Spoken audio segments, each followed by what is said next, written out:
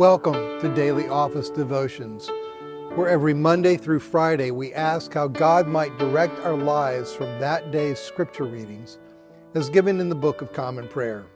The Feast of St. John, which took place on December 27th, provided the opportunity to consider the soaring perspective of John's written portrait of Christ. John details how the Bible's great I Am takes onto himself a human body and comes among us with sandaled feet. For the days that immediately followed January 1st's Feast of the Holy Name, the daily office lingers over some of Jesus' I am statements in John's Gospel. John chapter 14. Today's reading reminds us that Jesus says, I am the way, the truth, and the life. No one comes to the Father except through me. John chapter 14, verse 6. As the way, Jesus doesn't simply point us in a certain direction. He guides us along the way. As the truth, Jesus doesn't just hand us a book of truths. He becomes our teacher. As the life, Jesus doesn't merely accessorize our life. He becomes our life. I'm so grateful for that grand reality. Exodus chapter 3 and Moses. Our understanding of Christ is always enhanced when we understand him against the backdrop of the Old Testament. And so in Exodus chapter 3, Moses encounters the great I Am, Yahweh, in the burning bush on Mount Sinai. His feet are on holy ground, and so he must remove his sandals. Yahweh promises deliverance for the people whose sufferings at the hands of their oppressors have moved him. What is striking to me is that the sign he gives by which his people will know that they are finally free is that they will be able to return to this wilderness mountain to worship him. And I will be with you, and this shall be the sign for you that it is I who sent you. When you have brought the people out of Egypt, you shall worship God on this mountain. Exodus chapter 3, verse 12.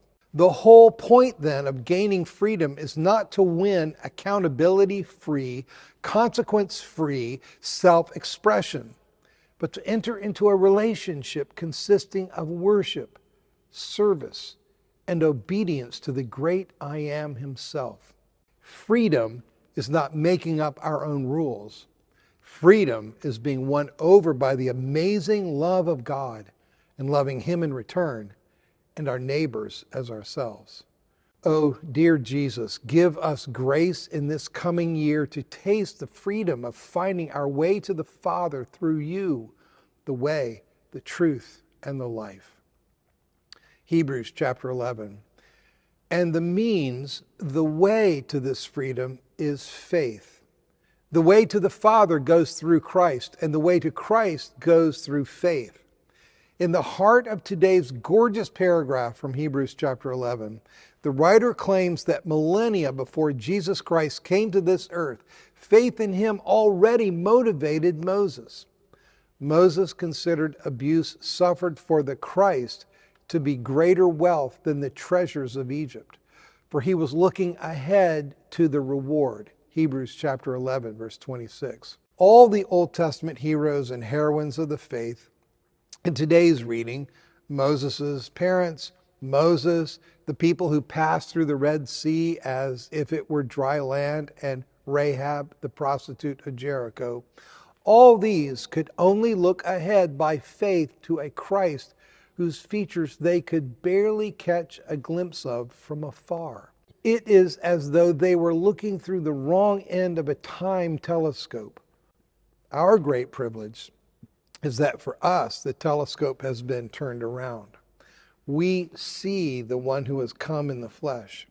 The challenge to live by faith is still ours, but now we have not only the examples of those who came before, but also the living support of the Christ who has come and who right now ever lives to intercede for you and for me. Hebrews chapter 7, verse 25. Throughout the coronavirus pandemic that began in early 2020, members of our sister church, All Saints Episcopal Church in Winter Park, Florida, encouraged their neighbors with this sign in their front yards: "You are not alone." That is so true. I pray that by faith you know the presence of the great I am. I pray that Jesus is or will become the way, the truth, and the life for you all the way through the challenges and opportunities of the coming year. Be blessed this day.